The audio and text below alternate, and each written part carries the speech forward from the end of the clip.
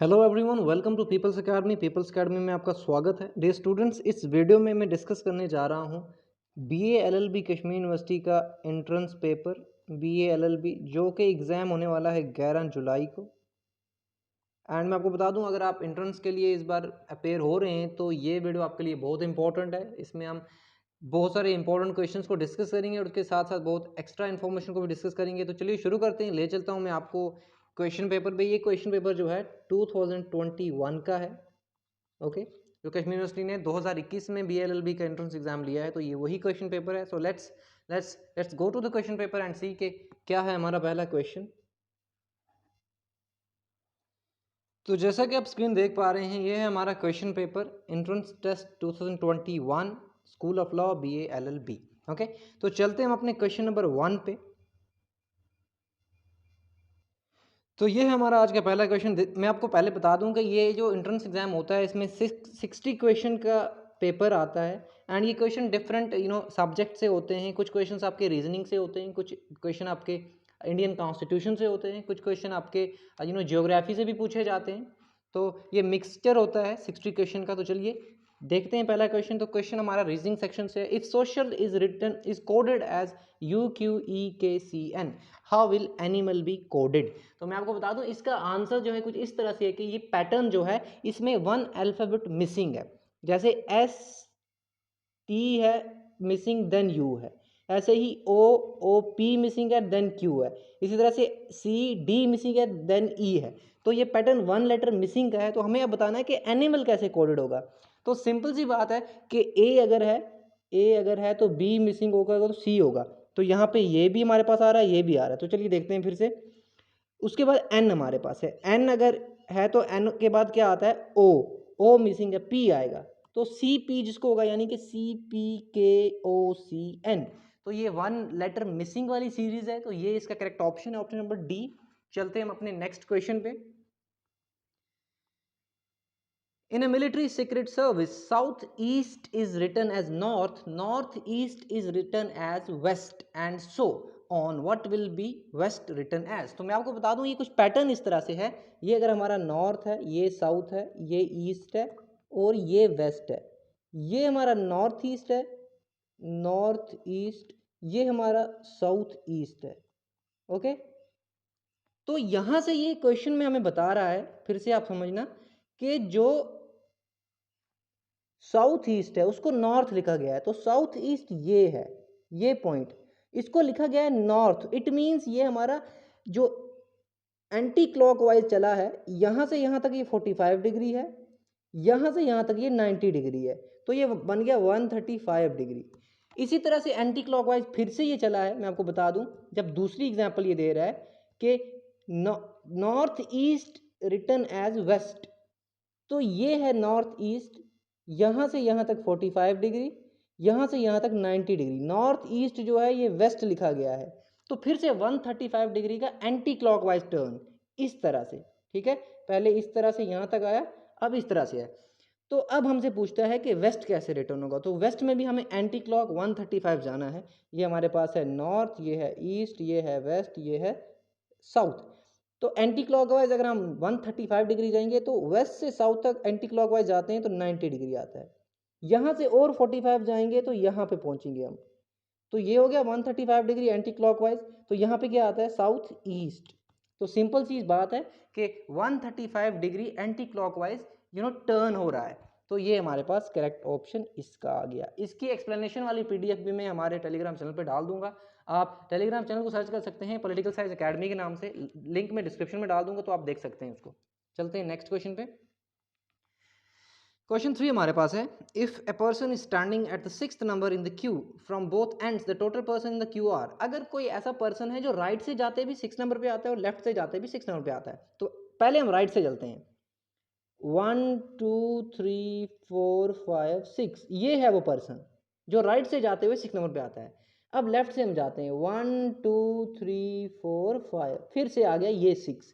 तो टोटल कितने हो गए? 5 5 10 1 11। तो हमारे पास सी ऑप्शन जो है करेक्ट ऑप्शन है। राइट से जाके वो 6 पे आता है, लेफ्ट से जाके भी वो 6 नंबर पे आता है। तो इट मींस टोटल जो है 11 लोग हैं। So this is the correct option. चलते हैं नेक्स्ट क्वेश्चन पे। 4 हमारे पास है, a girl introduced a boy as the son of daughter of the father of her uncle. थोड़ा सा डिफिकल्ट क्वेश्चन बनाने की कोशिश की गई है लेकिन आसान है, आप ध्यान देना कि एक गर्ल है वो एक बॉय को इंट्रोड्यूस कर रही है, ठीक है, एक लड़की एक लड़के को इंट्रोड्यूस कर रही है, ये गर्ल है ये बॉय को इंट्रोड्यूस कर रही है। और इंट्रोड्यूस किस तरह से कर रही है कि ये जो मेरे फादर का अंकल है उसकी बेटी का लड़का है ये, ठीक है। तो यहाँ पे इसके फादर का अंकल जो है, ठीक है, गर्ल्स अंकल फादर, सबसे पहले गर्ल जो है उसका अंकल जो है, ठीक है, उसके फादर का अंकल जो है वो उसका क्या हो गया, वो उसका हो गया ग्रैंडफादर, ठीक है, ग्रैंडफादर। दूसरी बात ये होगी कि गर्ल्स अंकल्स फादर्स डॉटर, जो गर्ल्स अंकल्स फादर डॉटर होगी वो क्या होगी, वो गर्ल की आंट होगी, ठीक है। गर्ल के जो फादर के अंकल की बेटी होगी वो गर्ल की आंट होगी, ठीक है। दो चीजें हमारे पास होगी। अब हमारे पास जो ये बॉय है ये आंसर में कुछ इस तरह से आएगा, मैं आपको फिर से एक बार बता देता हूं। तो यहाँ पे देखें आप, ये जो डायग्राम मैं आपके लिए लेके आया हूँ, तो यहाँ पे क्या है, ये गर्ल है, इसका अंकल सबसे पहले देखें आप, ये इसका बाप होगा, सेकंड जनरेशन यहाँ पे, ठीक है। गर्ल से ऊपर इसका फादर आएगा, फादर का भाई ही गर्ल का अंकल होगा, ठीक है। गर्ल के अंकल का जो बाप है यानी कि यहाँ पे जो फादर है वो गर्ल के फादर का भी फादर होगा, जब उसके अंकल का फादर है तो उसके फादर का भी फादर होगा, ठीक है, क्योंकि अंकल उसके फादर का भाई है। अब उसके अंकल के फादर और उसकी बेटी जो ये डॉटर है जहाँ पे ये नीचे हम आए, इसका बेटा है वो, ठीक है। तो यहाँ पे हम क्या अंदाज़ा लगा सकते हैं कि जो गर्ल का फादर है उसका जो भाई है, यानी कि गर्ल के फादर का जो भाई है उसके फादर की जो लड़की है उसका लड़का है वो, ठीक है। तो यहाँ पे हमारे पास आंसर ये निकल के आएगा कि जो लेडी है ना यहाँ पे, ये डॉटर जो इसके अंकल के फादर की डॉटर है वो गर्ल की क्या होगी, आंट, ठीक है, वो गर्ल की होगी आंट, या फिर वो गर्ल की होगी मदर, क्या होगी, मदर। तो यहाँ पे क्वेश्चन का आंसर निकलेगा ऑप्शन नंबर डी, ब्रदर, वो लड़का उस लड़की का भाई होगा, ठीक है, ये आप याद रखेंगे। चलते हैं अपने नेक्स्ट क्वेश्चन पे, इसका सोल्यूशन मैं फिर भी डाल दूंगा टेलीग्राम ग्रुप में। क्वेश्चन नंबर 5 हमारे पास है, if you are running a race and you pass the person in second place, what place would you be in row? अच्छा, अगर आप रेस में दौड़ रहे हो एंड आपने एक पर्सन को पीछे छोड़ दिया और आप सेकंड पे आ गए, ठीक है। अगर आप रेस में दौड़ रहे हो and you passed the person in second place, आपने किसी बंदे को छोड़ दिया पीछे और सेकंड प्लेस पे आ गए, तो what place you be in the row? अगर आपने किसी को रिप्लेस किया है और आप सेकंड पोजीशन पे आ गए हो तो आप सेकंड पोजीशन पर ही रहोगे, ठीक है। ये है इसका आंसर। इस तरह से ये बोल रहा है कि ये एक पर्सन है, ये दो पर्सन है, ये तीन, चलो तीन की एग्जांपल लेते हैं। अब ये दौड़ रहे हैं सारे, तो ये पहले चला गया है, अब बचे ये दो, ये दूसरे नंबर पे जा रहा था लेकिन इस बंदे ने इसको रिप्लेस करके अब ये दूसरे नंबर पे पहुंच गया, तो ये दूसरे नंबर पे ही होगा, इसने पास किया इसको, ठीक है, तो ये सेकंड ही आएगा। चलते हैं नेक्स्ट क्वेश्चन पे, just a second, sorry, okay. अब क्वेश्चन हमारे पास है 6। तो क्वेश्चन नंबर 6 हमारे पास कुछ इस तरह से है कि against which act Gandhi ji started country wide agitation. तो कौन सा एक्ट था जिसके अगेंस्ट गांधी जी ने कंट्री वाइड एजिटेशन शुरू की? तो मैं आपको बता दूं, ये था हमारे पास Rowlatt Act, option number C जो आप देख पा रहे हैं, यही एक्ट था जो 1919 में लाया गया था। इस एक्ट के अकॉर्डिंगली क्या था कि 2 साल के लिए किसी भी पर्सन को पुलिस जेल में बगैर कोर्ट के ऑर्डर्स के रख सकती है, ठीक है। तो ये एक्ट जो है 1919 में है। इसके अगेंस्ट जो सत्याग्रह शुरू किया उसको कहा गया रॉलेट सत्याग्रह, ठीक है, रॉलेट सत्याग्रह, ये आप याद रखेंगे। एंड गांधी जी का इंपॉर्टेंट न्यूज़पेपर भी था जिसको हरिजन कहा जाता है, हरिजन, एंड एक और न्यूज़पेपर था यंग इंडिया के नाम से, ये आप याद रखेंगे, हो सकता है एग्जाम में आपको पूछा जाए। चलते हैं हम अपने नेक्स्ट क्वेश्चन पे, एंड इसका एक फेमस स्लोगन था इस एक्ट के अगेंस्ट, जिसको कहा जाता था नो वकील नो दलील नो अपील। नो वकील नो दलील नो अपील, ठीक है, यानी कि ना अपील होगी ना दलील होगी ना वकील होगा, फिर भी अरेस्ट करके 2 साल के लिए बंद रख देंगे। तो ये था इसका करेक्ट ऑप्शन। चलते हैं क्वेश्चन नंबर 7 पे। When was Simon commission act appointed? तो ये कब अपॉइंट किया, देखें 2 डेट्स हैं, एक 1927 है, एक 1928 है। तो अपॉइंट ये होता है नवंबर 1927 में, तो ये इसका करेक्ट ऑप्शन आ गया। एंड ये अराइव कब होता है इंडिया में? तो इंडिया में अराइव होता है 1928 में। इस क्वेश्चन का आंसर तो 1927 है कि अपॉइंट कब किया गया, लेकिन इंडिया में कब अराइव हुआ? 1928 में। और इसका मकसद क्या था कि इंडिया में कॉन्स्टिट्यूशनल रिफॉर्म्स को लाया जाए, कॉन्स्टिट्यूशनल रिफॉर्म्स। ओके, चलते हैं हम अपने नेक्स्ट क्वेश्चन पे।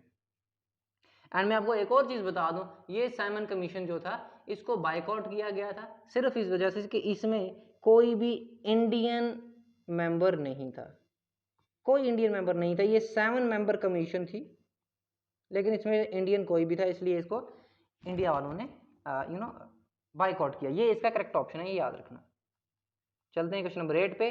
Which round table conference was attended by Gandhi ji? तो गांधी जी ने कौन सी राउंड टेबल अटेंड की है? तो 3 राउंड टेबल हुई हैं, कॉन्फ्रेंसेज हुई हैं, ठीक है।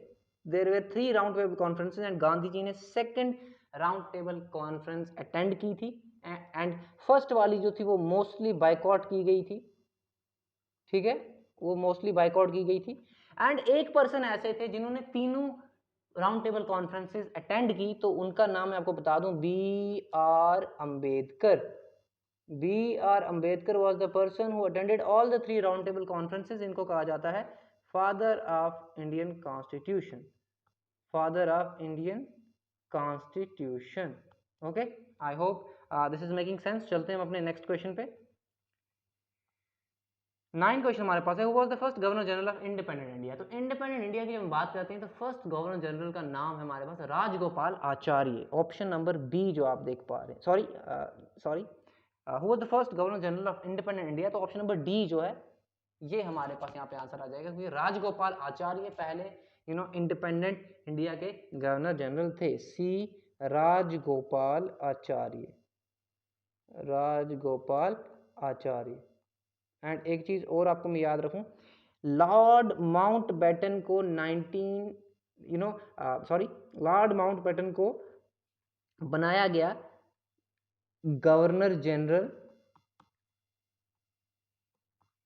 एंड जब इनको गवर्नर जनरल ऑफ इंडिया बनाया गया था तब इंडिया पूरी तरह से इंडिपेंडेंट नहीं था, इंडिपेंडेंस के प्रोसेस में था, ठीक है। लॉर्ड माउंटबेटन को भी गवर्नर जनरल ऑफ इंडिया बनाया गया, लेकिन तब इंडिया का इंडिपेंडेंस प्रोसेस में था। And first independent complete independent India जो था उसका फर्स्ट गवर्नर जनरल राजगोपाल आचार्य थे। तो यहाँ पे ऑप्शन में वो नहीं है, इसीलिए ऑप्शन नंबर डी। चलते हैं अपने नेक्स्ट क्वेश्चन पे। एंड ये राजगोपाल आचार्य को भारत रत्न अवार्ड भी मिला है, ये आप याद रखेंगे। चलते हैं 10 क्वेश्चन पे। Who was the chairman of drafting committee of Indian constitution assembly? तो कॉन्स्टिट्यूशन असेंबली जो बनाई गई 1946 में, आप याद रखेंगे कैबिनेट मिशन प्लान के थ्रू ये बनाई गई, कैबिनेट मिशन प्लान। इसके 3 मेंबर से आप उनके नाम याद रखेंगे, एवी अलेक्जेंडर हैं, स्टैफर्ड क्रिप्स हैं, ठीक है, एंड पैथिक लॉरेंस हैं। नाम इनके आप अच्छे से एक बार स्पेलिंग देख लेना।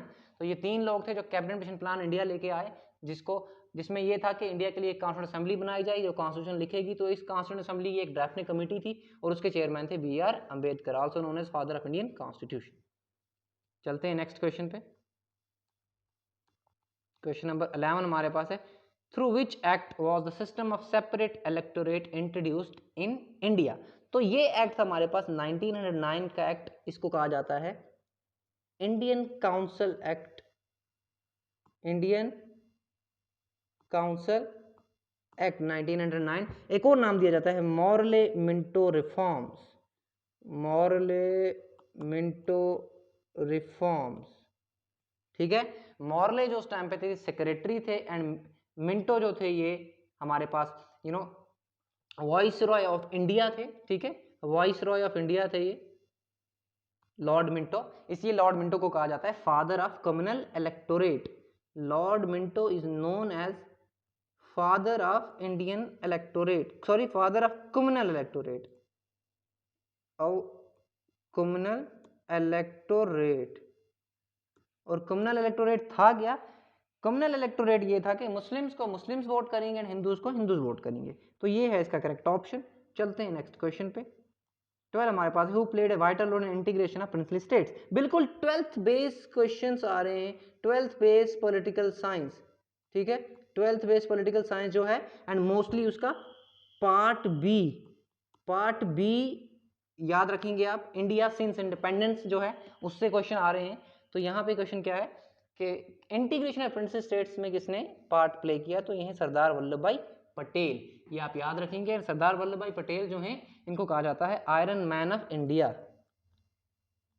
Iron man of India. And क्यों कहा जाता है? क्योंकि इंडिया को इंटीग्रेट कराने में इन्होंने बहुत इंपॉर्टेंट रोल प्ले किया। एंड इसके साथ मैं आपको ये भी बता दूं कि there were 565 princely states in India and princely states जो थे इनको ये फ्रीडम दी गई थी, आप इंडिया को ज्वाइन करो, पाकिस्तान को ज्वाइन करो या आप इंडिपेंडेंट रहो। तो सरदार वल्लभ भाई पटेल ने बहुत एफर्ट्स के बाद ये सारे प्रिंसली स्टेट्स को इंडिया के साथ मर्ज करवाया। एंड उसमें से कश्मीर भी एक था जिन्होंने मर्ज नहीं किया था, लेकिन बाद में कश्मीर को भी इंडिया के साथ मर्ज होना पड़ा। Sorry not Kashmir, just Jammu and Kashmir, okay, state of Jammu and Kashmir. चलते हैं अपने नेक्स्ट क्वेश्चन पे। एंड सरदार वल्लभ भाई पटेल का मैं एक और बता दूं आपको कि इनके ही बर्थ एनिवर्सरी पे नेशनल यूनिटी डे किया जाता है सेलिब्रेट, नेशनल यूनिटी डे 31 अक्टूबर। चलते हैं नेक्स्ट क्वेश्चन क्या देखते हैं। 13 हमारे पास है, who is currently the chief justice of Jammu and Kashmir high court. तो देखें जब ये क्वेश्चन पूछा गया है तो तब मागरे साहब थे, लेकिन अब हमारे पास मागरे साहब, मित्तल साहब, ये काफी फ्रीक्वेंटली चेंज हुए हैं। तो लेकिन अब जो हमारे पास है presently that is Koteshwar Singh, justice N Koteshwar Singh. इसका ऑप्शन ये हो सकता है correct, justice N Koteshwar Singh, ठीक है। तो ये इसका करेक्ट ऑप्शन है, ऑप्शन नंबर डी।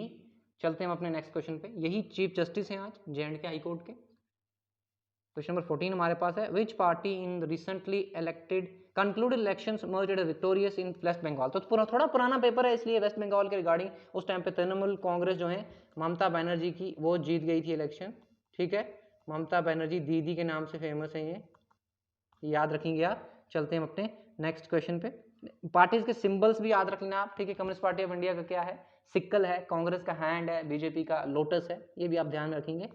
तो क्वेश्चन नंबर 15 है कि एकेडमी अवार्ड जो हैं ये किसको मिले हैं। तो असल में ये जो एकेडमी अवार्ड्स की यहाँ पे बात की गई है, यहाँ पे करेक्ट ऑप्शन डायरेक्टली मैं आपको बता देता हूँ, एंथोनी हॉपकिंस है। ये देखो ये फैक्ट है, करंट अफेयर है, तो करंट अफेयर भी पूछ रहे हैं, ये भी आप ध्यान में रखना, okay. So this was about this first session of MCQs based on BA LLB Kashmir University exam, and दूसरे पार्ट में हम बाकी 15 MCQs को डिस्कस करेंगे। Till then, goodbye, take care and have a nice day.